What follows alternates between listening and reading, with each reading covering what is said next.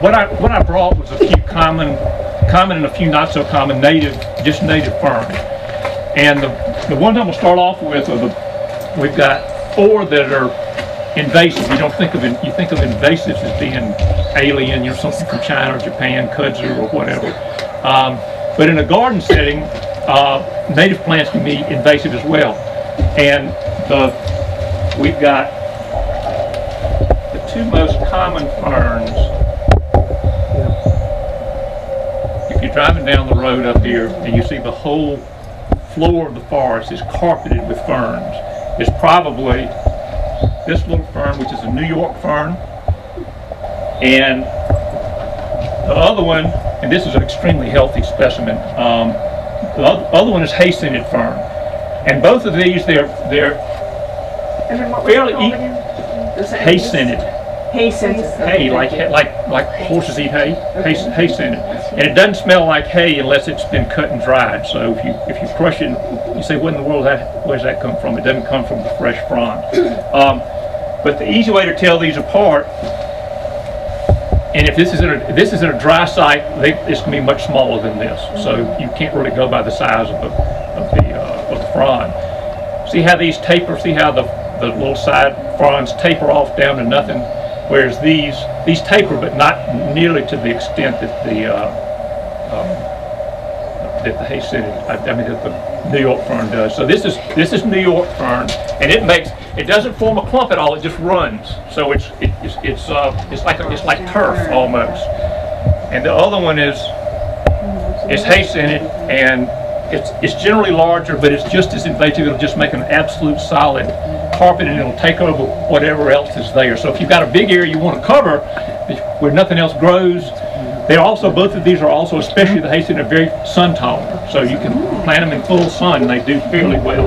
Edmund, I might mention that because we're, as landscape architects, Hugh and I see opportunities to use this quite a lot in our work.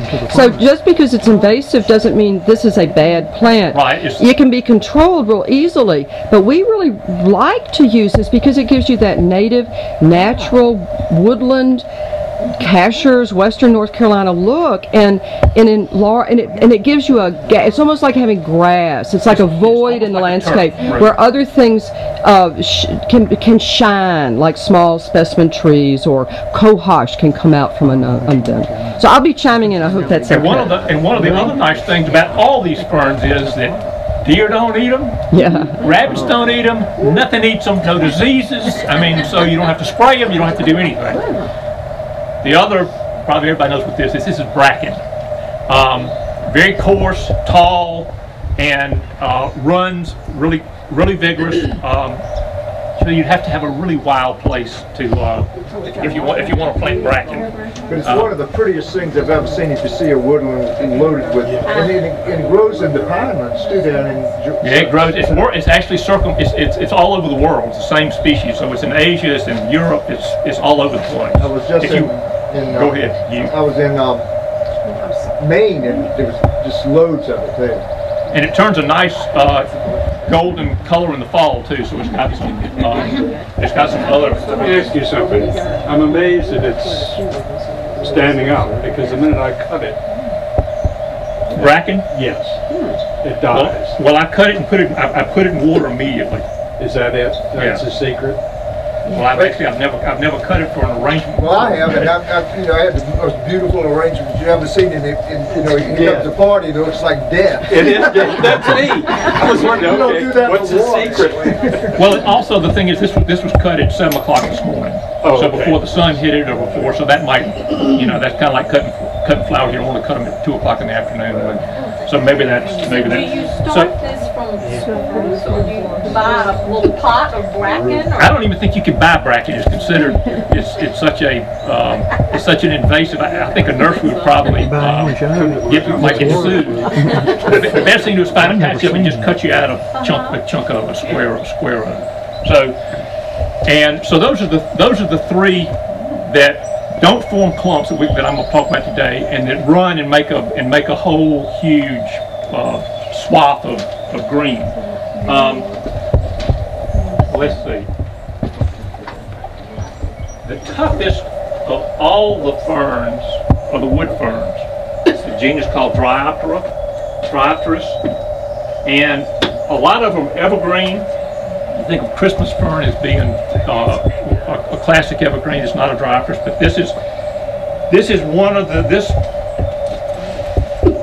this is marginal wood fern or leatherleaf fern.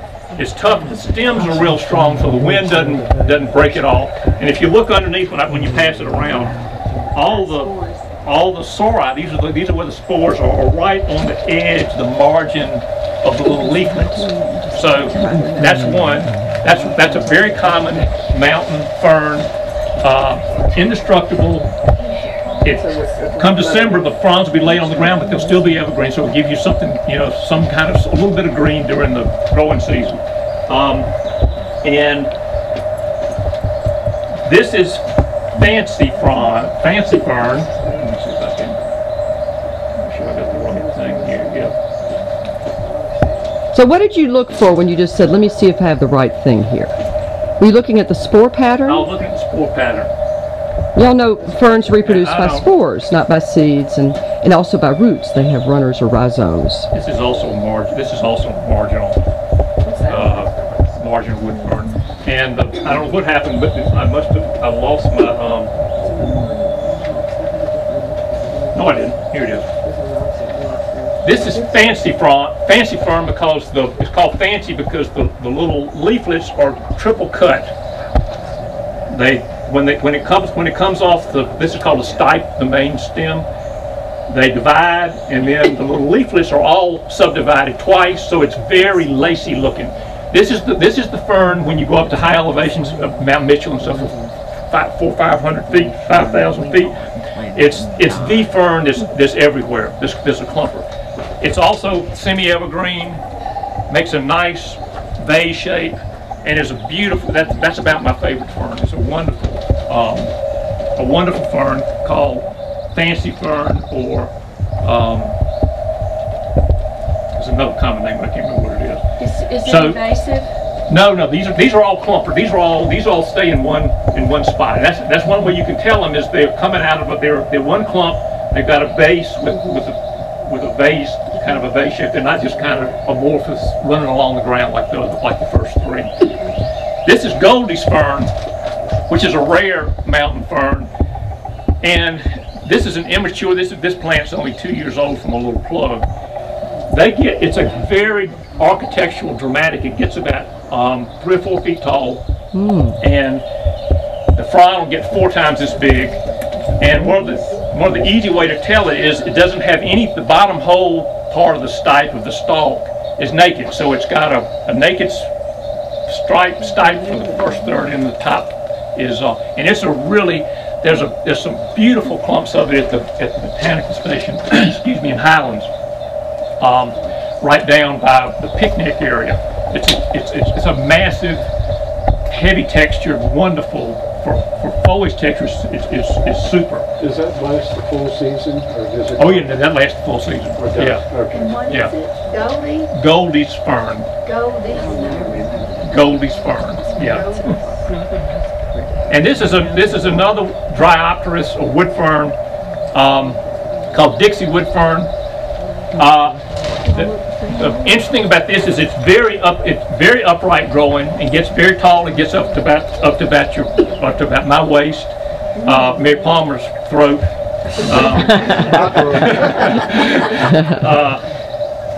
And it's nice because it gives a very vertical kind of an accent, but the only problem is it's not so resistant to wind, and that's one thing you have to do with a lot of these ferns is make sure they're sited where they're not going to have a lot of high winds, because what happens is this comes up, it looks beautiful, and then you get a bad thunderstorm and half of them are laying on the ground. So I'm not real having to rise again. I'm not real keen on that, except it does give a nice vertical kind of an accent.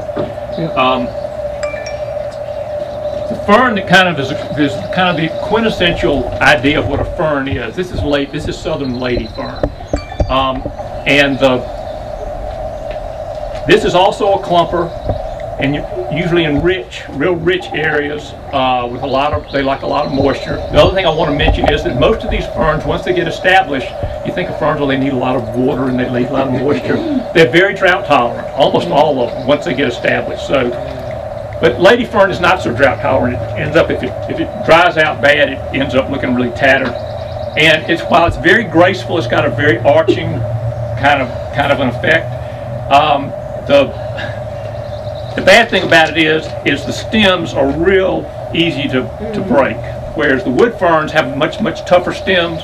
So you've got to site this where it's not going to be where the dogs aren't going to be running through it, or the wind's not going to be howling at it. So that's southern lady fern.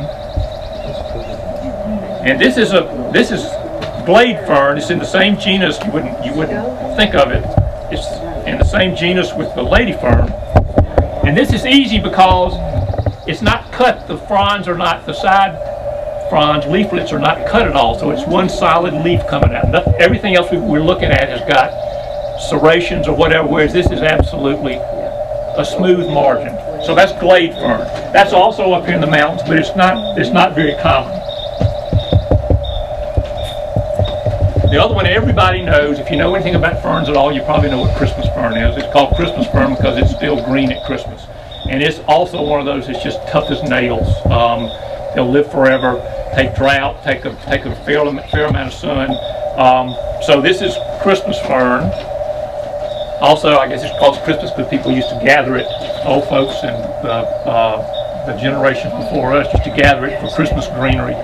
It doesn't grow as tall, does it? No, it's short, and it's not the most elegant fern in the world, but it's a real workhorse. And it does stay green all winter long. It does the same thing. It kind of lays down a little bit in the wintertime.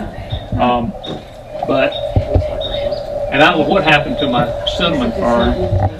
My favorite fern, we have lots of examples, and we'll be glad to show you all cinnamon fern in our garden, because I think Hugh might walk you all around and just show how we're using some of these plants. Cinnamon fern is the most architectural fern we've got. It's the one that grows in wet spots and often in full sun, especially if it's damp. If you drive down 64 before you get to the Humane Society on the left, there's kind of a boggy area down there in that bottom. There are cinnamon ferns going all up in there, and it's a tight clumper and makes a beautiful vase shape. And if it's happy, if it's in rich soil and lots of water, it'll get almost just up over Mary Palmer's head.